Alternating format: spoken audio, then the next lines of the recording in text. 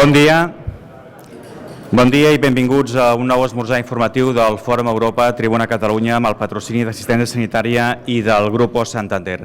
Dins aquest cicle que estem fent dels esmorzars amb els presidents i portaveus dels grups parlamentaris, avui el convidat d'aquest matí és Lluís Rabell, president del grup parlamentari de Catalunya Sí que es pot al Parlament de Catalunya. Té la paraula en primer lloc la presentadora de l'acte, que és Laura Campos, alcaldessa de Montcada i Reixac.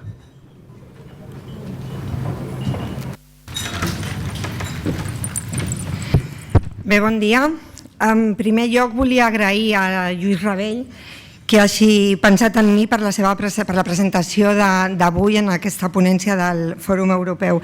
És tot un honor, i és un honor perquè el Lluís Rabell, com bé deia Albert Olbrecht, és de les persones imprescindibles, de les que porten tota una vida lluitant des del moviment veïnal, a peu de carrer, barri a barri, lluitant per revertir la desigualtat social de les classes populars, com ell acostuma a dir.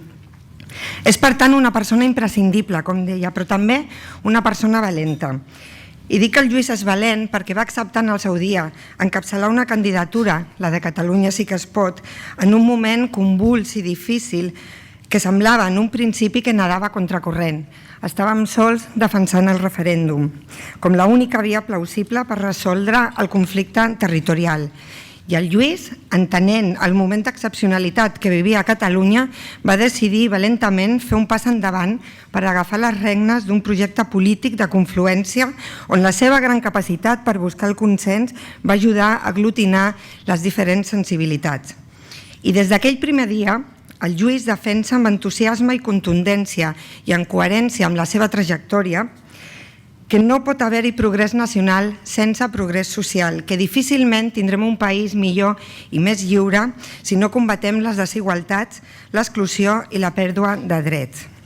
I permeteu-me, jo que vinc del món local, voldria destacar a més el compromís del Lluís Rabell amb el municipalisme, amb els ajuntaments, que som la primera administració, la més propera a la ciutadania. I moltíssimes vegades dic de contenció de situacions que no hem provocat nosaltres. Sempre està quan se'l necessita.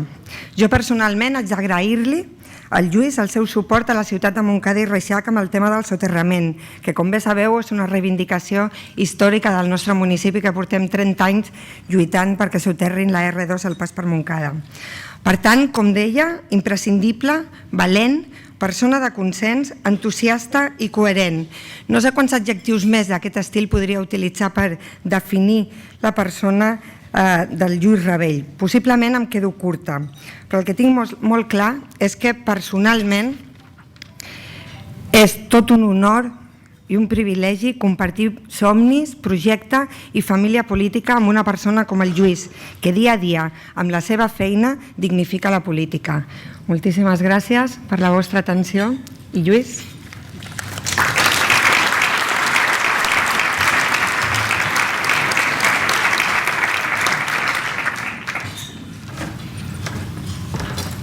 Bé, molt bon dia a totes i a tots. Moltes gràcies per la invitació i moltes gràcies, Laura, per aquestes paraules afalagadores. L'honor és realment per mi, perquè, i si vaig demanar a la Laura Campos que fes, si tenia l'amabilitat de fer aquesta presentació, és perquè considero que és una de les persones que justament representa molt els ideals i el tarannà que representa el nostre projecte polític. La Laura és el que podríem anomenar una alcaldessa del canvi, fidel a unes tradicions i a una manera de fer de les esquerres catalanistes d'aquest país de tota la vida. La perspectiva econòmica és la primera cosa que podríem considerar, roman plena d'incerteses. Les xifres macroeconòmiques que ens parlen de reactivació o de creixement no pervenen a amagar les seves fragilitats estructurals. Els anys de recessió i de polítiques d'austeritat han deixat una petja molt profunda i duradora en la nostra societat. L'estat del benestar, que ja era insuficientment desenvolupat, n'ha sortit soscavat. Les condicions contractuals i salarials de la classe treballadora degradades. La precarietat laboral i la temporalitat emmascaren unes taxes d'atur de rècord al nivell de la Unió Europea. És a dir, les desigualtats han crescut de manera exponencial. A tall d'exemple, avui alguns barris benestants de Barcelona multipliquen per 7 la mitjana de rendes familiars dels més pobres i el diferencial d'esperança de vida dels seus habitants depassa els 8 anys. Un 30% dels infants de Catalunya es troben en risc de pobresa, un fet que adreça una hipoteca terrible sobre el futur del país. Aquest, pensem, hauria de ser l'epicentre de la política catalana. Malauradament, si seguiu la vida parlamentària, haureu vist que no és exactament així i que malgrat els esforços que des de l'esquerra o des de les esquerres hem desplegat per situar l'emergència social al cor de la vida parlamentària, hi ha altres elements que sovint la distorsionen. Els sectors de marcada estacionalitat i escàs valor afegit, com el turisme, segueixen tenint una gran incidència en les dades triomfals vantades pel govern del PP, tant pel que fa al PIB com a l'atur. De la mateixa manera que la devaluació interior d'aquests anys, unida a la cotització de l'euro, ha contribuït a l'augment de les exportacions, certament. Tanmateix, un model fortament terciari com el nostre, ubicat a la perifèria del nucli industrial d'Europa, en posició subalterna i que pretén competir amb baixos salaris, no pot generar gaire consum intern ni tampoc pot pretendre gaudir de massa estabilitat. Al contrari, els fenòmens especulatius de bombolla hi tenen, prou que ho sabem, efectes devastadors. I els impactes de les turbulències en els mercats financers, i aquesta tardor se n'alvira un amb la previsible pujada de tipus d'interès de la Reserva Federal dels Estats Units, esdevenen de grans proporcions en allò que anomenem l'economia real. Afegim que en el decurs d'aquest últim any, els núvols no han deixat d'amuntegar-se sobre el cel europeu. En el marc d'una economia global que no pervé a sortir de la fase recessiva oberta amb l'esclat del 2008, aquestes contradiccions han derivat a Europa en fortes tensions socials i polítiques a l'interior de tots els països. Erosió de dret, profundes fractures socials com la que veiem a França, basculament de les opinions públiques cap a posicions de replegament identitari o obertament racistes. Tots tenim en ment el maltracte que fou donat a Grècia, la crisi dels refugiats, que segueix oberta, el Brexit. És important fer aquesta ullada general i aquesta consideració de l'entorn perquè només així podem entendre de debò el que està succeint a casa nostra. La recent cimera de Bratislava, aquests dies, mostra quines lògiques estan imposant-se en el si de la Unió Europea. Els mateixos països que durant anys han refusat un procés de mutualització del deute públic, que seria necessari per evitar el col·lapse de les economies que han transferit el deute privat a deute públic, són aquests mateixos països que ara volen posar en marxa eurobons per finançar l'increment de la despesa militar europea. Això subratlla quines són les contradiccions i quin és el moment d'impàs de la construcció europea. Però tornem a Catalunya i Espanya, a les relacions de Catalunya i Espanya. Aquests anys de crisi han soscavat irremeiablement l'arquitectura política, els dispositius de governança heretats de la transició democràtica. Aquesta mateixa setmana ho hem pogut constatar, amb un PP llastat pels escàndols de corrupció i un debat en el si del Partit Socialista tenallat per disputes internes sobre la manera d'encarar la terrible crisi de governança a l'estat espanyol. I és que els pactes socials i territorials sobre els quals PP i PSOE s'han anat alternant durant dècades al capdavant de l'Estat s'han trencat. Més enllà d'aspectes anecdòtics, el 15M va significar això. De cop i volta, per a milions d'homes i de dones, la crisi desmentia la promesa d'un progrés social sostingut, si més no moderat, i feia miques la certesa d'uns estàndards de benestar. La classe treballadora vorejava la pobresa. La generació millor preparada de tota la nostra història es veia abocada a la precarietat o a l'exili, i les classes mitjanes descobrien, amb esgarrifança, de cop i volta, que ho podien perdre tot. A Catalunya, la ruptura del contracte social s'ha combinat amb el trencament d'un altre consens, no menys important, arran de la sentència del Tribunal Constitucional sobre l'Estatut. No només es barrava amb aquella sentència el pas a una reforma federalitzant, sinó que s'enviava a la societat catalana un missatge autoritari, d'involució política. Des d'aleshores, els factors econòmics, socials i polítics s'han entrellaçat de tal manera que el problema nacional català ha esdevingut decisiu pel que fa a la governança de tot Espanya. El PP ha fet i segueix fent de l'anticatalanisme el seu principal fons de comerç, atiant prejudicis, brandint constantment l'amenaça d'un trencament imminent d'Espanya i presentant-se com la Dalil de la seva unitat.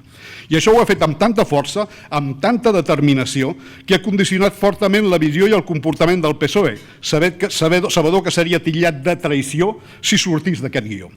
Els anys de plom del conflicte basc i el trauma que el terrorisme va deixar en la memòria col·lectiva ciutadana han estat decisius en la construcció d'aquesta hegemonia espanyola del PP. Així, un problema mal resolt per la transició, el no reconeixement de la realitat plurinacional d'Espanya amb totes les conseqüències, ha esclatat amb la força d'un tsunami quan s'ha produït aquest autèntic desplaçament de les plaques tectòniques de la nostra societat. Aquest darrer 11 de setembre, amb una nova tanda de manifestacions massives, ha certificat no només la vigència de la reivindicació nacional, sinó el fet que una part molt important i fortament mobilitzada de la nostra ciutadania situa l'objectiu d'una república catalana en el seu horitzó més immediat. A partir d'ara, serà del tot impossible governar Espanya sense donar una resposta al desafiament democràtic que planteja Catalunya. El nostre grup parlamentari en aquesta tessitura farà el necessari per tal que en els propers i importantíssims debats que tindrem al Parlament, qüestió de confiança, debat de política general, hi hagi una resposta compartida davant d'aquesta situació de bloqueig i treballarem per contribuir que aquesta resposta permeti, faciliti, resoldre positivament la crisi de governabilitat de l'estat espanyol. Parlem de processisme i de procés, el tema inevitable. Els últims anys han estat molt intensos. Endemés del 15M hem tingut vagues generals, mobilitzacions contra les retallades en els serveis públics, moviments socials significatius com la PA, enormes manifestacions sobiranistes i per la independència. Però hem tingut també devastadors escàndols de corrupció que soscavaven la credibilitat de les institucions. I hem tingut també una vertiginosa successió de conteses electorals, canvis d'aliances, reconversió de partits. Els canvis de fons que es produeixen en la societat pugnen sempre per trobar una expressió política i ho fan per temptejos successius, a còpia de sotregades, provocant crisis i ruptures en les formacions existents, donant naixement a nous partits, fent possibles combinacions inèdites. És en aquest marc que cal entendre allò que hem anomenat el procés i que amb el taló de fons d'aquesta aspiració creixent de la societat catalana a prendre en mà el seu propi destí ha dominat l'escena política a casa nostra. Podríem dir que el procés devora els seus propis infants i deriva en processisme. De fet, estem davant d'un relat que ha permès comprimir les contradiccions socials del país dins d'un enfrontament en clau nacional, simplificant la realitat i generant una èpica engrescadora. Una èpica que certament ha parlat al cor d'una part important de les classes populars indignades, però que s'ha demostrat especialment ben adaptada a la psicologia de les classes mitjanes que han constituït la base social determinant de les grans manifestacions d'aquests últims anys. Ernesto Laclau, tan de moda aquests últims temps, potser hi veuria aquí un dels seus significants buits, aquelles nocions vagament definides que mobilitzen i encabeixen els sentiments i desitjos de grans masses heterogènies i que permeten fer-ne un moviment polític i imprimir-li una determinada direcció. Front l'agressivitat del PP, front les seves escomeses autoritàries. Només cal recordar que avui mateix Francesc Homs ha de comparèixer davant del Tribunal Superior de Justícia de Catalunya per l'afer del 9N, d'haver posat urnes en la consulta del 9 de novembre.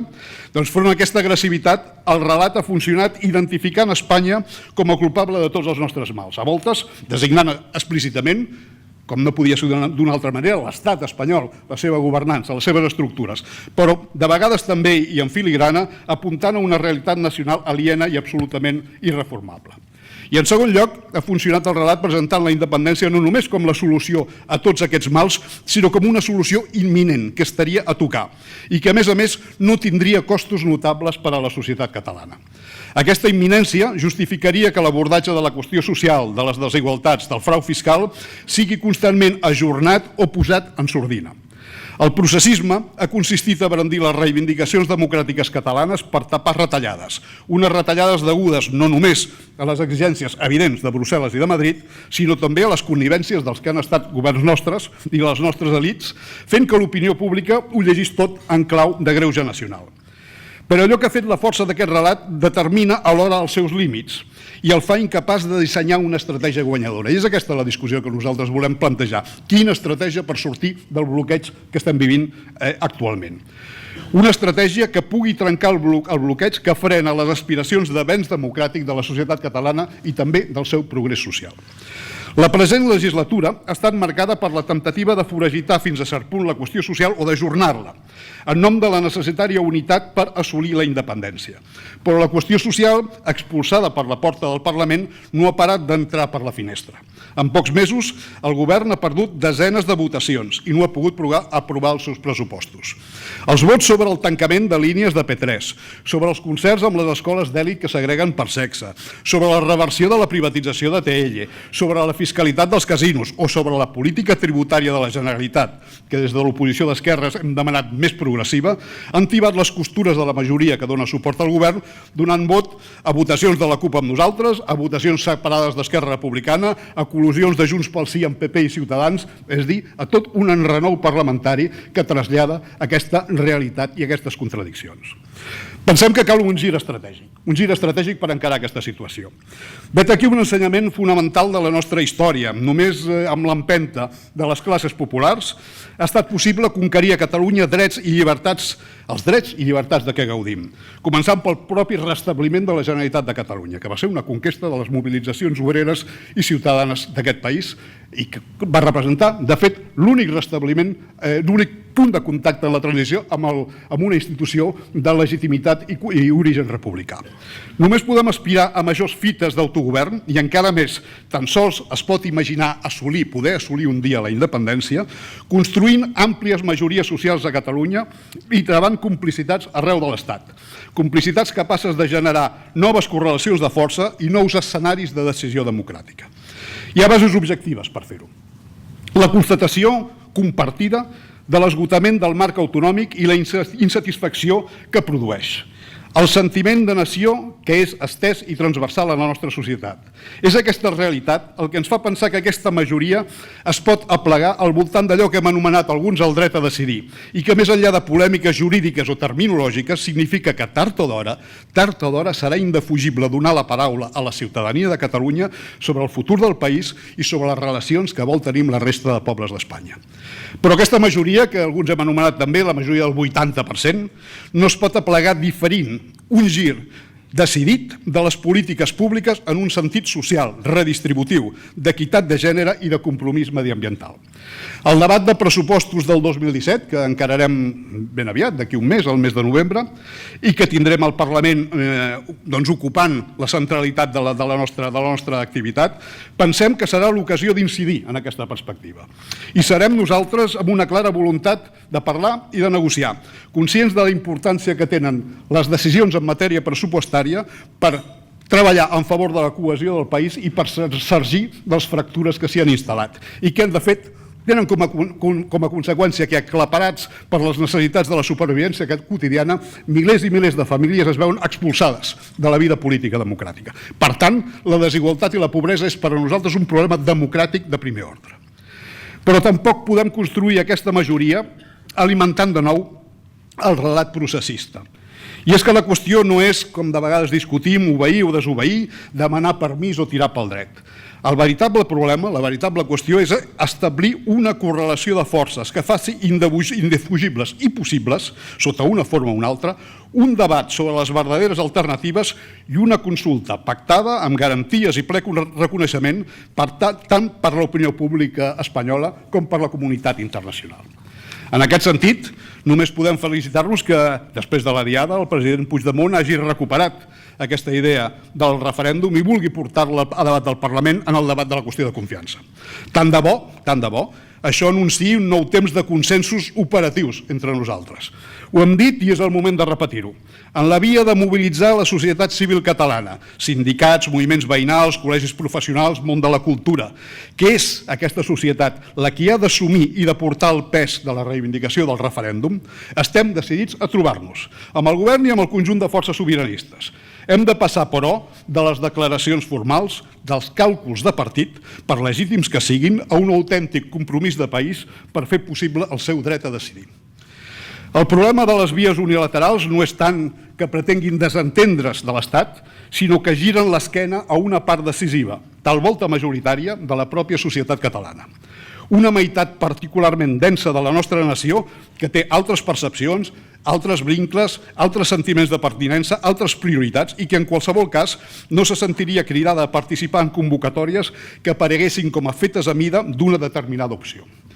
Independentistes i federalistes no ens podem retrobar en una repetició d'allò que ja s'ha fet, ni en gran part de l'imaginari que s'ha anat creant.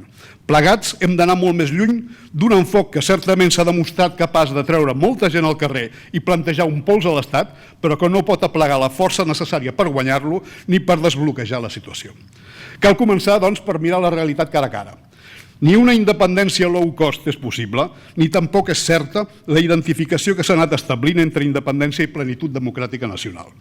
En un món fortament globalitzat, és molt raonable pensar que les sobiranies socials, mediambientals, fiscals i també culturals es podrien defensar millor en el marc d'un estat federal avançat que no pas en un petit estat independent, val a dir, en un marc polític que comportés el ple reconeixement de la nació catalana, de la seva llengua i els seus drets nacionals, i que combinés un potent autogovern, suficientment finançat, amb àmbits de decisió i projectes compartits amb la resta de pobles d'Espanya.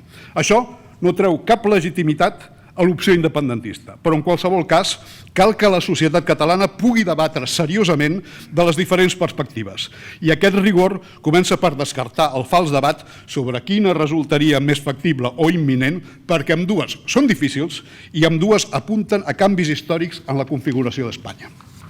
Cal admetre, doncs, que el camí serà llarg i complex. La veritat ha d'anar prenent el pas sobre l'èpica, si volem donar una sortida guanyadora tant a les aspiracions socials com nacionals que ha palesat durant aquests últims anys el nostre poble. Siguem conscients de les possibilitats que s'obren davant nostre, sense menystenir els riscos de l'actual conjuntura. La frustració, si no pervinguéssim a trobar una sortida positiva a aquestes aspiracions de la nostra societat, la frustració podria derivar en sentiments retrògrads i nodrir comportaments de replegament com els que estem observant a tota Europa, quan la por i les incerteses anul·len la raó i fan sorgir l'odi i la por de l'altre. I aquest fracàs podria ser igualment de retruc el que fornís el sofriment, que transformés el sofriment dels sectors socials més castigats en les seves condicions d'existència, polaritzant-los al voltant de referents identitaris, de llengua o d'origen. El catalanisme popular sempre ha lluitat contra aquestes tendències disgregadores, sempre ha lluitat sota la bandera d'un sol poble. I ha tingut èxits importants, com la immersió lingüística, que han contribuït poderosament a la cohesió del país.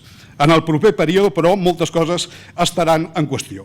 D'aquí la importància de bastir una estratègia guanyadora d'àmplies majories ciutadanes que permetin un verdader salt endavant en els drets socials i nacionals. En aquesta batalla ens hi trobareu. Moltes gràcies.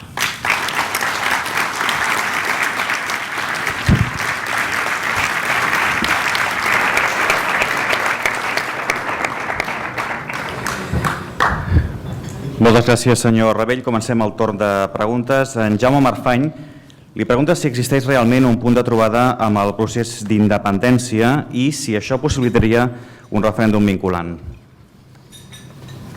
Has fet la resposta? Sí. Bé, el punt de trobada és, com us deia fa un momentet, justament la construcció d'una majoria social que sigui operativa i que canviï l'actual situació de bloqueig. El caràcter vinculant d'un referèndum té sobretot a veure amb el seu reconeixement i amb la massivitat de la participació ciutadana, perquè podem imaginar diferents fórmules que caldrà debatre i que segurament estaran al damunt de la taula quan sigui la societat civil qui realment es mobilitzi per posar a l'ordre del dia, tornar a posar a l'ordre del dia la qüestió d'una consulta, i segurament discutirem diferents formes jurídiques que es poden albirar. Però la qüestió fonamental de la trobada és aquesta, i el caràcter vinculant depèn d'això. Fem una consulta reconeguda, amb garantia, reconeguda internacionalment, en què participin milions i milions de catalans i catalanes, que participi massivament la societat catalana, i el seu resultat serà indefugible. Aquesta és la verdadera qüestió. Crec que de vegades ens perdem molt en formulacions abstractes i no entenem que la política està feta de correlacions de força, que són les que determinen el contingut real i l'operativitat de les fórmules que adoptem. Tant la Sílvia Solanas de RAC1 com el Toni Fitó de Construïm.cat li pregunten si es demana un nou referèndum a l'Estat i l'Estat diu que no, acceptarien una RUI al seu partit? No, el problema, tornem un cop a la mateixa. L'Estat està dient que no, des de fa temps, a la proposta d'un referèndum. El cas és la qüestió és generar les condicions en què hagi de dir que sí, o que s'hagi de venir a negociar una forma acceptable de consulta. Una via unilateral, el problema que té és el següent, és el que esmentava abans. No és que l'acceptem o no l'acceptem, és que una part importantíssima determinant de la societat catalana no s'hi sentiria convocada, no l'acceptaria, no entraria per aquesta via. I, per tant, ens seguiríem immersos en aquest bucle. El problema que hi ha en el debat actual, el debat sobiranista, és la temptativa constant d'intentar resoldre un problema que només es pot resoldre amb ampli consens social i amb massivitat per fórmules abstractes, aviam si amb un truc colem una cosa o colem una altra, però no hi ha dreceres. La realitat és aquesta, fins que no acceptem que no hi ha dreceres no arribarem a agafar el toro per les banyes. En Joan Fonollosa, de Constituint.cat, diu si vostè creu que una Catalunya independent estaria en millors condicions per resoldre tots els problemes que vostè ha esmentat. Jo personalment no. Jo personalment penso, i ho he esmentat abans, aquesta hipòtesi, soc de cultura i de tradició federalista. Jo penso que les aspiracions tant socials, democràtiques com de progrés de Catalunya es resoldrien millor en l'actual context d'un món fortament globalitzat en el marc d'un potent autogovern, fins i tot si arribéssim a aquesta fórmula ideal d'una república, però amb sobiranies compartides amb la resta de l'estat espanyol, amb la resta de pobles de l'estat espanyol, per una raó molt senzilla, perquè tant en matèria de fiscalitat, en matèria de polítiques mediambientals, en molts altres àmbits, en matèria de lluita contra el frau fiscal, necessitaríem tenir una estreta cooperació que és millor trobar-la i vestir-la en el marc d'un acord federal avançat. Jo crec que, per això insistia, és il·lusori, jo penso que és equivocat, identificar la plenitud democràtica nacional de Catalunya amb una sola forma d'estat. La qual cosa, insisteixo, no treu cap legitimitat a la idea d'una república independent, que seria perfectament viable, però que no seria sense costos ni sense complicacions, i que al meu entendre tindria més febleses que potencialitats respecte a l'altra alternativa. Però això és un debat i al final ha de ser la ciutadania qui discuteixi i que faci la tria que consideri més oportuna. Doncs en Joan, en aquesta tria vol saber què triaria vostè. Què recomanaria que votés la gent? Depèn de com es plantegi el debat. Jo ja us dic quina és la meva opció preferida. Si hi hagués la possibilitat d'avançar cap a una estructura federal avançada en aquests termes, amb ple reconeixement nacional de Catalunya, dels seus drets, i amb sobiranies compartides lliurement acceptades i amb totes les garanties democràtiques, això m'agradaria a mi més que una república independent. M'agradaria més. Però, insisteixo, s'ha de veure en quins termes, quan es produeixi la consulta, en quins termes es produeix. Quan es produeixi la consulta, i jo soc dels que pensa que tard o d'hora es produirà, tard o d'hora serà indefugible que es produeixi, el debat serà aleshores concret i real, perquè tothom haurà de posar al damunt de la taula les propostes i les perspectives que vol realitzar i el vot de la ciutadania donarà els inputs i les indicacions sobre el camí a seguir. Per això és indefugible i també necessari un referèndum, perquè no és només qui guanya, sinó com el guanya, amb quina proporció i quines indicacions transmet, com caldrà articular políticament la voluntat de la ciutadania. Des de la taula de premsa li pregunten si donarà suport a Carles Puigdemont a l'hora de reivindicar un referèndum per l'Estat al ple de la setmana que ve, el dia 28. Clar, en aquest terreny no cal... Al contrari, seria absolutament lògic. Per descomptat que nosaltres donarem suport a qualsevol demanda en aquest sentit, però insistirem en el que us deia abans també, que no ens fem trampes al solitari, nosaltres. És a dir, no demanem una cosa amb l'esperança que ens diguin que no per justificar un altre discurs. Si demanem un referèndum a l'Estat, treballem perquè sigui possible. El que li direm al president és que comenci a convocar la societat civil catalana per reactivar-la al voltant d'aquesta demanda, perquè al final el referèndum qui l'ha de formular, qui l'ha de fer possible, qui ha de pressionar, qui l'ha de plantejar de manera determinant a l'estat espanyol és la societat civil catalana. M'explico. Com es construeix aquesta majoria social de la qual ha anat parlant? Està pensant en un acord amb Esquerra i amb la CUP, amb algú altre? Bé, aquestes majories es poden construir de diferents maneres i poden tenir diferents moments. Mireu, tenim un primer moment en què, tot i ser govern i oposició, parlo del nostre grup parlamentari, veurem fins a quin punt està realment disposat el govern, per exemple, a parlar de pressupostos. Perquè us deia abans que la primera prioritat per reactivar i per sanejar i per enfortir la democràcia política al nostre país és lluitar contra les desigualtats. Ja sabem quins són els límits i les complicacions i els marges estrets en què es mou la política pressupostària de la Generalitat actualment. Ho sabem, en som plenament conscients. Tanmateix, pensem que hi ha marges per fer polítiques més redistributives i més agosarades. Veurem fins a quin punt el govern està disposat a parlar amb nosaltres i avançar i acceptar propostes en aquest sentit. Per tant, aquí és un primer terreny sense que canviï encara de manera determinant la relació entre govern i oposició, però on podem tenir un terreny d'entesa i un terreny de discussió. El segon aspecte, dins de l'actual configuració parlamentària, és el que us deia abans. Cal sortir del debat estrictament parlamentari i anar a reactivar la societat civil. En un moment donat va haver una cosa que va tenir un final lànguid i que hauria de servir-nos de lliçó i de balanç, que va ser el Pacte Nacional pel Dret a Decidir. Hauríem de pensar algun marc, algun lloc de trobada de totes les forces amplíssimes i variades de la societat civil catalana on se sentin còmodes i on puguin replantejar la reivindicació del referèndum. Aquest seria el segon terreny de trobada extraparlamentari, però que seria important que hi penséssim perquè cal, de nou, insisteixo, donar la veu a la societat civil. Vostè ha fet referència a la crisi de governança a l'estat espanyol durant la seva conferència. Com se soluciona? Creu que aquest cop sí que PSOE i Podem podrien arribar a un pacte, a un acord? Bé, nosaltres ho desitjaríem, que hi hagués un acord i que es desbloquegés la situació amb una fórmula possible en aquests moments.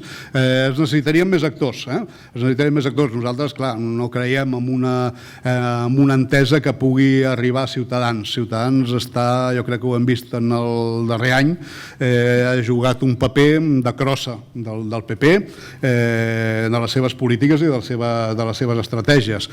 La subalternitat ha estat tanta que ha jugat sobretot el paper de bloquejar una alternativa d'esquerres.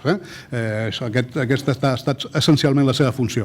Per tant, nosaltres veiem que l'única possibilitat on l'aritmètica parlamentària funcionaria seria un acord sota una forma o sota una altra. Jo no vull entrar aquí ara en especulacions ni en coses que hauran de resoldre a Madrid. Entre el PSOE i el nostre espai polític, per un govern liderat pel PSOE, necessàriament, i que hauria de comptar amb un cert acord amb les forces nacionalistes, catalanes i basques. Aquest acord és possible? Nosaltres el desitjaríem i pensem que si hi hagués un govern del PSOE que, si més no, comencés a revertir els pitjors efectes de les polítiques del PP i comencés, i això jo crec que sí que és exigible de totes, a revertir les mesures agressives del PP contra Catalunya i restablir el diàleg, tindríem molt de guanyat. O si més no, s'obriria una finestra d'oportunitat per reconduir la situació interessant. Ara, seran tots els actors, i n'hi ha uns quants, al Congrés dels Diputats capaços d'estar a l'alçada d'aquesta hipòtesi i de fer-la possible, ho sabrem en les properes setmanes. Els companys de la premsa insisteixen, volen noms. Amb quines formacions construiria la majoria de la que parla? Doncs la majoria de què parlo s'haurien... Home, jo crec que una majoria social de progrés a Catalunya difícilment és imaginable sense formacions com Esquerra Republicana, que ocupa una part, que organitza una part central de l'opinió pública i de l'electorat popular. Això em sembla evident, que la CUP formi part o no d'un govern o no, però forma part de les esquerres catalanes. Però jo crec que tampoc cal menystenir ni ignorar que hi ha una part de les esquerres catalanes que estan organitzades o referenciades en el Partit Socialista. Hi ha diferents forces i diferents actors. Com s'aplega o com s'organitzen en un moment donat està molt per determinar. De moment el problema que tenim és que encara l'escenari polític i la vida parlamentària encara està molt bloquejada i molt encotillada per l'enfrontament entre independència sí i independència no. I aleshores això dificulta enormement visibilitzar els actors i el compromís dels diferents actors en un govern de progrés. Per això som nosaltres els primers interessats a desbloquejar desbloquejar aquesta situació, a donar una sortida democràtica al conflicte, un marc democràtic en el qual ens puguem trobar transversalment i en el marc del qual puguem configurar i resituar les prioritats del govern de Catalunya. També volen saber si vostè té intenció de presentar-se al nou partit d'esquerres que està preparant Ada Colau de cara que es presentarà aquesta tardor-hivern, com a cap de llista o les llistes. Si algú sap què passarà en els 2 propers mesos, jo li compro el vaticini. Penseu que tenim, pel que fa a la construcció d'un nou subjecte polític, un calendari que s'està confegint per llançar una convenció, una trobada, per definir les estratègies, les estructures d'aquesta nova formació política. En el benentès que tot això està condicionat al desenvolupament de l'actualitat política. Si tenim unes terceres eleccions i fracassés la tentativa de tenir un govern a Espanya, doncs això segurament trasbalsaria les coses i obligaria a replantejar calendaris. Ens pot passar de tot en els propers mesos. Tampoc tenim la garantia d'una estabilitat del govern de Catalunya. Per tant, amb totes aquestes incerteses, dir o plantejar qui es presentarà, com i en quines condicions, és autèntica política ficció. La veritat és que no ho sap ningú, ni nosaltres els primers. Si canviem el verb, li agradaria? O es postularia? O ho pensaria? Mireu, quan es plantegi, quan es configuri aquest nou subjecte polític, que veurem quan i com arribem a fer-ho, hi haurà feina per tothom i no ens l'acabarem. Jo particularment em sento tan a gust i tan realitzat, si em permeteu aquesta expressió una mica pretensiosa, al capdavant d'un grup parlamentari com al capdavant d'una associació de veïns. Per tant, per mi és un problema que és una qüestió que es veurà en el moment quan arribi, quan toqui veure-la, i es decidirà col·lectivament quan correspongui.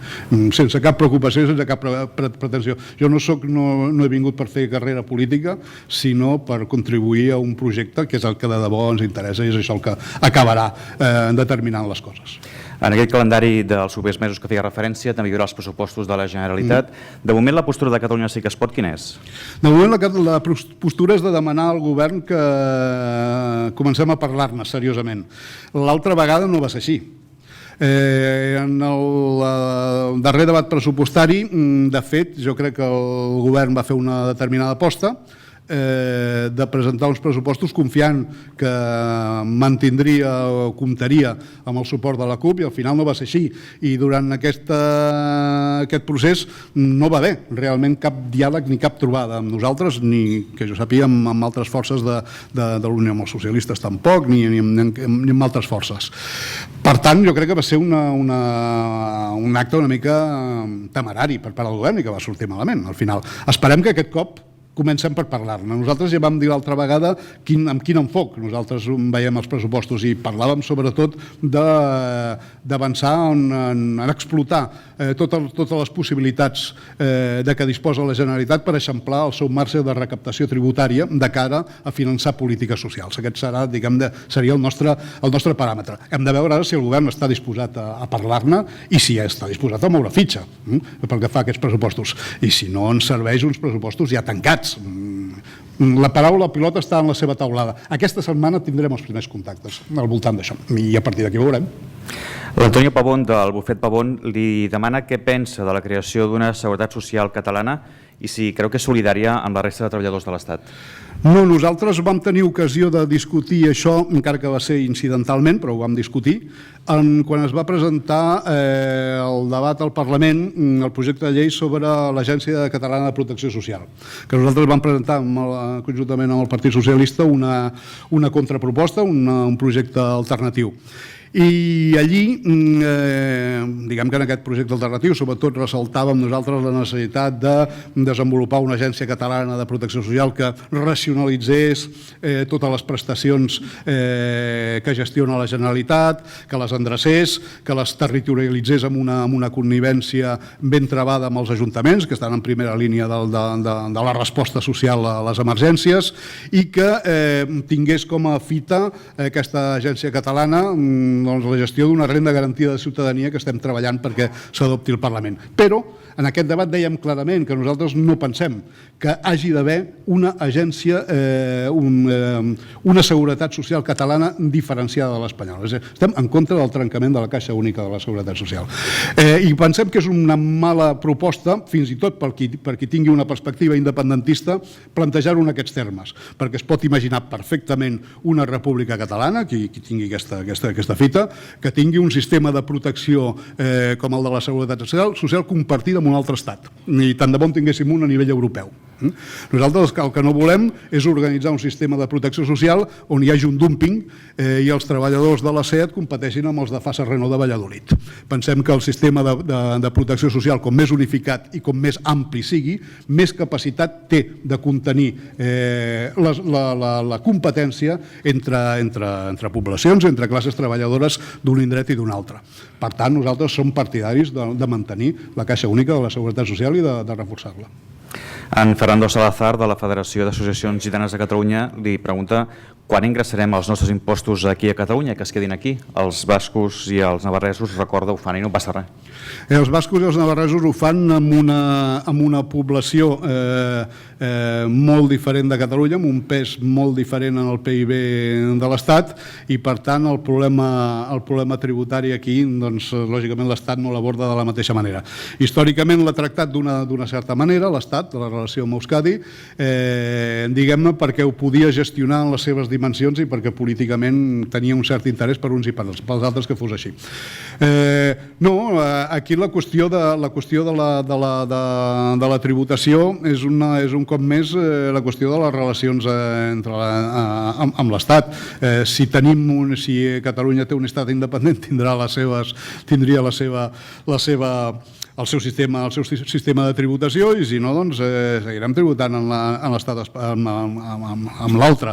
El problema aquí sobretot és el següent. Aviam, nosaltres insistim en una cosa que aquest debat sempre voreja i mai acaba d'abordar. El problema no és només la recaptació dels impostos, sinó la filosofia amb la qual es recapten i amb quina política. Jo crec que ara s'està pensant més en constituir, cal dir que, per exemple, al nivell de recaptació, Catalunya té un sistema de recaptació més endarrerit que altres comunitats autònomes, i que durant anys, mentre es parlava i estava ja al damunt de la taula independència sí, independència no, la capacitat de control tributària de la Generalitat senzillament tenia subcontractada, fins i tot fer la recaptació d'impostos propis. Nosaltres insistim que hi ha una cosa que es voreja sempre aquí, i és la qüestió del frau fiscal. Jo crec que hi ha més preocupació moltes vegades per fer volar coloms sobre una futura hisenda catalana que per abordar els problemes que ja tenim actualment. Nosaltres veuríem més interessant o molt interessant una col·laboració estreta en la lluita contra el frau fiscal, que a Catalunya, segons les estimacions de Gesta, deu vorejar els 16.000 milions d'euros, i que això podria també ser una font d'ingressos per la Generalitat capaç de fer front a emergències socials. Aquesta preocupació sembla ser que no és actual. Això, quan tindríem una hipotètica hisenda pròpia, es veu que tot això desapareixeria. Nosaltres dubtem que es pugui construir res propi sense lluitar contra el frau propi, que Déu-n'hi-do el que tenim. El juliol, juntament amb el PSC, van presentar una alternativa a la Llei Catalana de Protecció Social. Com està el tema?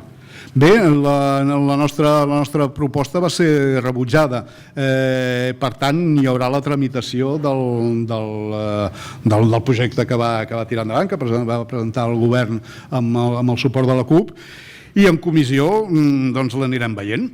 En comissió l'anirem veient i l'anirem treballant. Intentarem esmenar-lo tant com sigui possible i aquest serà el tràmit parlamentari. En Daniela Arassa, de la Plataforma per la Família Catalana, creu que l'acció de la senyora Colau és concordant amb la visió crítica que vostè ha plantejat respecte als altres partits polítics i grups polítics? Concordant? En quin sentit? Sí, jo crec que és concordant. L'ADA representa és una mica el portaveu d'un espai, d'aquest espai plural en el qual estem tots, I penso que sí. L'ADA no només està al capdavant d'un ajuntament emblemàtic i potent com Barcelona, sinó que d'alguna manera l'acció municipal i els seus posicionaments van d'alguna manera fent bandera d'un espai polític compartit. Aleshores sí, jo crec que és conseqüent, tot entenent que dins d'aquest espai hi ha diferents actors i diferents matisos, i aquesta és la gràcia una mica del nostre invent, no? I la gràcia i la dificultat de que hi hagi cultures polítiques diferents, tradicions i forces que venen de l'esquerra més tradicional com de nous moviments socials i que intenten construir una força política capaç de ser determinant en la vida del país, en la història d'aquest país. Per tant, jo crec que fa bé aquest paper una mica de referent col·lectiu. La setmana passada va ser molt criticada la seva actuació i la seva polèmica que va tenir amb els Mossos en el desnonament que hi va haver a Barcelona. Sí, jo crec que allí va haver una cosa, és un debat que nosaltres hem plantejat al Parlament en alguna ocasió i que el vam plantejar, jo vaig tenir ocasió de plantejar-lo en relació a un desnonament que es va produir fa uns mesos a Badalona, no? I en què les disfuncions, jo crec que aquest és el problema sobretot, les disfuncions entre les administracions que han d'atendre l'emergència social i la fan que de vegades hi hagi situacions que són revoltants, no? Famílies amb nens que són desnonades per decisió judicial, un jutge que no atén a cap requeriment i que demana que els Mossos actuïn com a policia judicial i clar, és complicada aquesta situació, una mica semblant a la que es va produir a Sants i que va generar aquesta polèmica. Aquí la solució d'això, jo entenc que el govern s'empipi quan des de l'Ajuntament de Barcelona li crida l'atenció, però clar, hem d'entendre que hem de ser més espavilats, o han de ser més espavilades totes les administracions per coordinar-se i evitar situacions. No és possible que hi hagi... Va ser similar al que va passar a Badalona. Fer intervenir antiavalots, diverses furgonetes d'antiavalots, per treure d'una casa una dona amb criatures, tothom entén que això té un efecte traumàtic i una imatge absolutament insuportable. No podem arribar a aquestes situacions. Ara, arribar a aquestes situacions cal actuar abans. Un cop que trobes amb un magistrat decidit a tirar pel dret i que convoca els Mossos com a policia judicial, ja comença a fer tard. Cal actuar preventivament, cal que els serveis socials puguin intervenir abans. I aquí, amb l'actual legislació, hem de tirar de veta de bona voluntat i de voluntat política de les administracions per actuar coordinadament i per evitar trobar-se en situacions inextricables. En Xavier Lumbriares, de l'associació Adipley, diu que vostè ha afirmat que els pobres tenen menys esperança de vida, també hi ha més fracàs escolar. Li pregunta si aquestes diferències de gènere no li interessen entre els homes i les dones, els problemes que tenen i les diferències que hi ha entre el fracàs escolar majoritari entre els homes i les dones. Li preocupen i com se soluciona? Bé, no, el que tenim tant que ens preocupen és que sovint s'ha dit i ha acabat esdevenint una frase, però és la realitat i si mirem la geografia de les desigualtats i la pobresa, veiem que estan fortament tenyida de desigualtat de gènere, la pobresa. Actualment, un dels factors el que nodreix tant la precarietat laboral, la temporalitat, els baixos salaris, com la situació de famílies pobres, és la situació de desigualtat de la dona. El que anomenem les famílies monoparentals són, de fet, famílies monomarentals, en la majoria dels casos. Per tant, la desigualtat de gènere, en tots els àmbits, és un factor clau estructural de la desigualtat social i de la pobresa que tenim aquí. Doncs això requereix diferents àmbits d'actuació, des d'àmbits jurídics fins a lluita contra les desigualtats salarials i contra determinades situacions de sobreexplotació. Un dels col·lectius que últimament ha aconseguit tenir una certa... fer-se sentir i començar a tenir el suport d'activitats sindicals que defensen la seva situació, és les anomenades Kellys, les dones que treballen en el servei de manteniment, de neteja i de servei d'habitacions en els hotels. Darrere del glamour de les 5 estrelles hi ha treballadors i treballadores pobres, que als 50 anys es troben en una situació no només de pobresa de recursos, sinó de desgast físic tremendo. Aleshores, clar, fer front a aquestes situacions concretament, denunciar-les i revertir-les, que és un treball en el qual estan treballant activament els sindicats, però en una situació difícil, perquè justament un dels efectes de la reforma laboral ha estat minvar de capacitat negociadora als sindicats i facilitar aquest tipus de contractació cada cop més fragmentada i cada cop més esmicolada, que fa difícil la defensa d'interessos col·lectius. Doncs, per tant, hi ha canvis legislatius en matèria laboral, hi ha canvis legislatius en matèria d'accés i per afavorir la igualtat de gènere, actuacions en contra de les diferents formes de violència de què són objecte les dones. Hi ha un ventall d'actuacions que són determinants i que de fet determinaran quina serà la fesomia de la nostra societat i si tindrem una societat democràtica o no. El problema de la igualtat de gènere està, jo crec que apareixent cada cop més com un problema determinant de quin tipus de societat acabarem tenint. En Xema Clavero de Sumater li demana l'opinió sobre diferents temes relacionats tots ells, la crisi migratòria, els CIES, les discussions que hi ha sobre el respecte a les cultures de la gent que ve de fora. Bé, jo crec que aquí tenim l'oportunitat en aquest moment de definir la fesomia que tindrà Catalunya en els propers anys, en les properes dècades. Catalunya sempre s'ha fet, no és un país que hagi acollit immigració, és un país que s'ha anat fent a còpia d'immigració i que s'ha anat confegint i construint, fusionant l'arribada de diferents cultures i de gent vinguda de tot arreu. I això seguirà sent així, i és bo que sigui així. I jo crec que difícilment podríem plantejar-nos una òptica democràtica que no tingués això al cor del projecte que volem confegir. Per tant, aquí hi ha coses que es plantegen al damunt de la taula. Tenim el tema dels CIES, que jo crec que és una vergonya antidemocràtica absolutament intolerable, tancar gent que està en una situació administrativa irregular i que no ha comès cap delicte. És un atemptat als drets humans. Però, a més dels CIES, tenim altres situacions que depenen algunes de la legislació d'estrangeria del govern espanyol, però sobre les quals també hauríem d'incidir. M'explico. El ple d'emergència que vam fer fa uns mesos al Parlament, una de les resolucions que va aprovar el Parlament va ser la d'intentar facilitar la regularització de la gent sense papers o que es troba en situació d'irregularitat sobrevinguda, facilitant certificats d'arrelament des de la Generalitat, facilitant allò que permet moure's en el complicat laberint de la llei d'estrangeria, que és el que es pot fer des de l'administració catalana. Ens costa tirar endavant això encara. Ens costa, coses tan elementals com aquesta ens costa. Vull dir que de vegades parlem de la crisi dels refugiats i afirmem, i està molt bé, la nostra disponibilitat a rebre refugiats, però tenim ja molta gent en una situació precària a nivell administratiu i hauríem de ser ja conseqüents amb els que tenim aquí, que són per nosaltres també ciutadans i ciutadanes de Catalunya. Canviant de tema, des de la premsa també li pregunten com veu que d'aquí una hora l'exconseller Homs hagi de declarar davant del Suprem. Fatal, ja ho hem dit més d'una vegada i a més certifica que això és una via sense sortida. El camí de la judicialització d'un conflicte polític és un camí obertament sense sortida. Després d'això què? Més judicis, una resposta, si hi ha una protesta judicialitzaran també criminalitzaran també la resposta o la protesta, això no du enlloc. Un problema polític s'ha de conduir i s'ha de situar en l'àmbit on pot tenir una solució, que és en l'àmbit del diàleg i de la discussió política. Per tant, nosaltres tota la nostra solidaritat i tota la nostra oposició a que hi hagi tiri endavant i que segueixi endavant aquest despropòsit de causes generals i causes particulars per un tema com el del 9-N, que de fet l'única cosa que fa és enverinar el conflicte i situar-lo en un àmbit de bloqueig.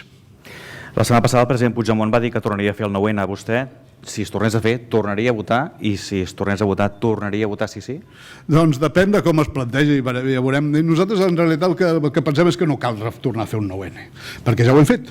El 9-N va tenir, hi ha hagut valoracions diverses, des que els que l'han escarnit aquesta consulta i els que hi van participar sobretot com un acte de protesta i els que, també alguns han intentat magnificar-la. No, jo crec que va tenir un valor polític que va demostrar que hi havia una demanda oberta en la societat civil catalana, indefugible. Jo crec que qualsevol govern que tingués, que no jugués a l'estratègia que juga el PP, perquè no és una qüestió d'intel·ligència o no. El PP juga a l'estratègia de la confrontació per confortar el seu govern a nivell d'Espanya. Però qualsevol govern democràtic, de tarannà democràtic a Madrid, hagués entès que quan hi ha milions de persones que van a votar en una consulta en aquestes condicions, que té un problema i cal asseure's a parlar. Però no cal repetir-ho, perquè allò va demostrar alhora la vigència i la força d'una banda de l'independentisme i l'amplitud indefugible del problema democràtic que planteja Catalunya, però al mateix temps no és una via de solució. La via de solució passa per arribar a obtenir una consulta amb garantia, reconeguda i que acabi tenint reals efectes sobre la vida de la gent. Què li va semblar la diada de la setmana passada? Doncs un cop més va demostrar dues coses. D'una banda, la vitalitat, la vigència de la reivindicació nacional catalana, la força que encara manté la reivindicació independentista, perquè les manifestacions de la tarda van ser clarament sota uns paràmetres i sota una visió, una perspectiva independentista, però al mateix temps palesant això que us deia abans, que si va ser important i va ser impressionant un cop més la gentada que va sortir al carrer, necessitem més gent, molta més gent, per acabar decantant la situació.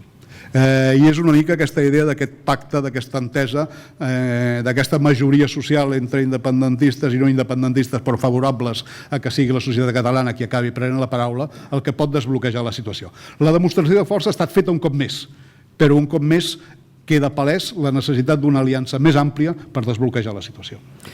L'any que ve, segons el president, estarem ja en el camí de la preindependència. Segons Lluís Rabell, l'any que ve no estarem. Mare de Déu, estem en el postprocés, en el preprocés, en el estem en una dinàmica d'inventives sorprenent. Cal reconèixer que en el món sobiranista i en el món independentista la imaginació és desbordant i la capacitat per crear marcs conceptuals i per fer invents dialèctics és infinita.